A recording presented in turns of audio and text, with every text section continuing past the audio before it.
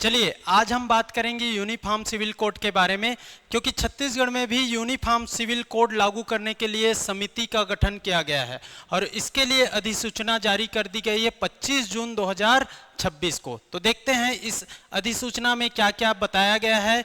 इसमें बताया गया है कि जो छत्तीसगढ़ में यूनिफॉर्म सिविल कोड लागू किया जाएगा और उसके प्रारूप तैयार करने के लिए समिति का गठन किया गया है। इस समिति के अध्यक्ष बनाए गए हैं रंजना प्रकाश देसाई। ये न्यायमूर्ति हैं, सेवानिवृत्त हैं। रंजना प्रकाश देसाई जी की अध्यक्षता में ये समिति का गठन होगा और ये लोग प्रारूप तैयार करने का काम करेंगे। इनमें 4 सदस्य हैं जिसमें से एक महिला सदस्य हैं। याद रख लीजिएगा, श्रीमती ज्योति रानी सिंह आपका सेवानिवृत्त प्राचार्य हैं और ये महिला सदस्य के रूप में शामिल हैं। इसके अलावा शत्रुघ्न सिंह ये भी सेवानिवृत्त भारतीय प्रशासनिक सेवा से आते हैं और M.K. राउत ये भी भारतीय प्रशासनिक सेवा से आते हैं और एक वरिष्ठ अधिवक्ता मोहन पवार ये भी सदस्य के रूप में शामिल है। इस प्रकार से अध्यक्ष सहित 5 सदस्यों की एक समिति गठित की गई है जिनका काम क्या होगा कि यूनिफॉर्म सिविल कोड का प्रारूप तैयार करना। इन लोग काम कैसे करेंगे इसको समझिए। तो देख लेते हैं यहां पर इनके कार्य को समझते हैं। देखिए, समिति द्वारा संपादित किए जाने वाले कार्य। छत्तीसगढ़ राज्य में समान नागरिक संहिता लागू करने संबंध में वर्तमान विधिक स्थिति का अध्ययन करेंगे और उससे संबंधित प्रावधान यहां पर रखा जाएगा।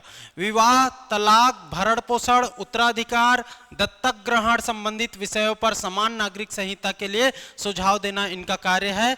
नागरिक सामाजिक संगठन, विधि विशेषज्ञ और अन्य हित धारकों से सुझाव प्राप्त करना इनका कार्य है। अन्य राज्यों में प्रचलित समान नागरिक संहिता संबंधित व्यवस्थाओं का मतलब, और जैसे कि असम में लागू, उत्तराखंड, आपका गोवा, ये सब में ऑलरेडी ये लोग अपना अधिसूचना जारी कर चुके हैं और ये विधेयक पारित कर चुके हैं। तो वहां पर कैसा समान नागरिक संहिता को लागू किया जा रहा है उसका भी अध्ययन इन लोग को करना है। समान नागरिक संहिता का प्रारूप तैयार कर राज्य शासन को ये प्रस्तुत करेंगे। उसके बाद इसको लागू करना है, किस रूप में लागू करना है वो शासन का काम रहेगा।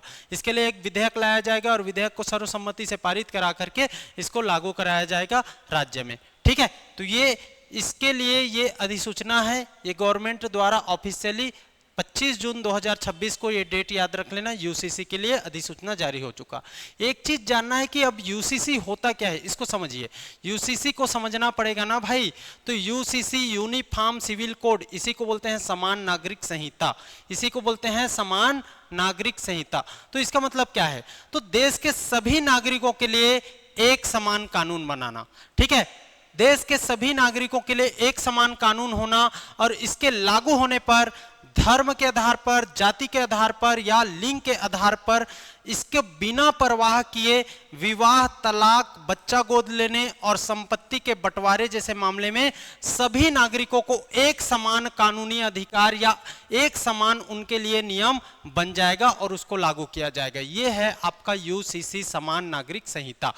समान नागरिक संहिता यूसीसी के मुख्य बिंदु देखें तो वर्तमान में स्थिति इसकी है कि अभी भारत में सभी धर्म, जैसे कि हिंदू ले लो, मुस्लिम ले लो, ईसाई ले लो, इनके अपना निजी कानून है।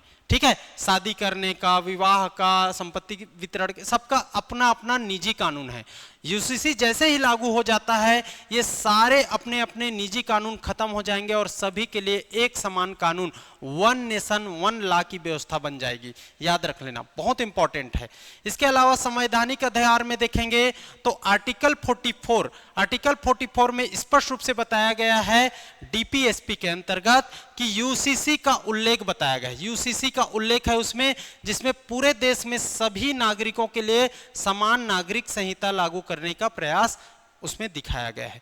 DPSP, directive principle of state policy के अंतर्गत आर्टिकल 44 में यूसीसी को रखा गया है। ठीक है, कहां लागू है?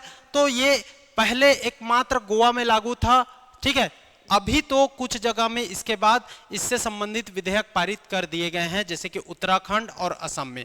तो गोवा में लागू होने वाला ये प्रथम है, गोवा, और उसके बाद उत्तराखंड और असम, यहां पर भी यूसीसी विधेयक पारित कर दिया गया है। अब छत्तीसगढ़ में भी यूसीसी विधेयक पारित करने के लिए ड्राफ्टिंग का काम एक समिति गठन के थ्रू रंजना प्रकाश देसाई जी की अध्यक्षता में किया जा रहा है। ठीक है, यूसीसी के फायदे क्या हो जाएंगे? तो कानूनी समानता मिलेगी। कानूनी समानता, सभी नागरिकों को उनके धर्म से ऊपर उठकर समान अधिकार प्राप्त हो सकेंगे। महिलाओं को सुरक्षा मिलेगी। महिलाओं के खिलाफ होने वाले भेदभाव जैसे बहुविवाह, ये सब पर रोक लगेगी और उनको संपत्ति, तलाक, इन संबंधित आपके नियम पर समान अधिकार, पुरुषों के बराबर अधिकार प्राप्त होगा। सरल न्याय व्यवस्था, जैसे कि अलग अलग समुदाय के जटिल प्रक्रियाएं हैं, उन सबको खत्म कर दिया जाएगा, वो सब खत्म हो जाएंगे और एक सरल, एक समान ढांचा बन जाएगा। इस प्रकार से यूसीसी के फायदे तो वेरी वेरी इंपॉर्टेंट, क्योंकि छत्तीसगढ़ के पॉइंट ऑफ व्यू से छत्तीसगढ़ में इस यूसीसी से संबंधित आपके अधिसूचना जारी हुआ है, समिति गठन का अधिसूचना है और इसी आधार पर हम पूरे यूसीसी के टॉपिक को एक ओवरव्यू ले लिए, तो ये बहुत इंपॉर्टेंट है। इससे संबंधित ये और जानकारी हम लोग डिटेल में लेंगे कभी किसी अन्य क्लास में, लेकिन एक चीज मैं बताना चाह रहा हूँ, यहाँ पर एक छोटा सा नोटिफिकेशन देख लेते हैं। यूसीसी तो कंप्लीट कर लिए, ठीक है, छोटा सा नोटिफिकेशन आप लोग देख लीजिए।